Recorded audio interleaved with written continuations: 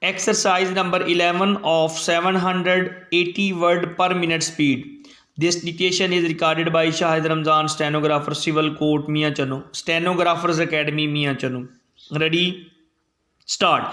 From the lives of great men we learn many things, comma, much that is of value to us in our own lives, full stop. Not the least important thing, comma, perhaps, comma, which the life of almost any great man teaches us is that we have time to do those things which we most want to do, full stop. As young people we talk lightly of what we would do if only we had the time, semicolon. As old people we look back upon lost opportunities and wish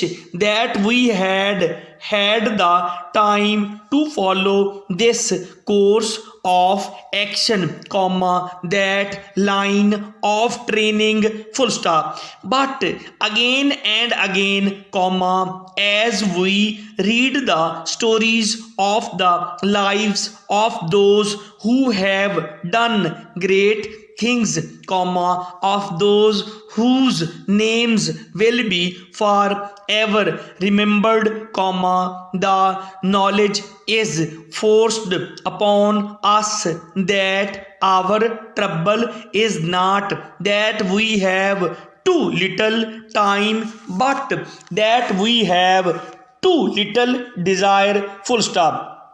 Our desire to move in a certain direction is not strong enough to influence us to take the necessary steps, comma, to use for that purpose the hours which are being spent in other and possibly less profitable ways, full stop. If the desire to act and the will to work are there, comma, then we shall find both the time and the opportunity, full stop, new para.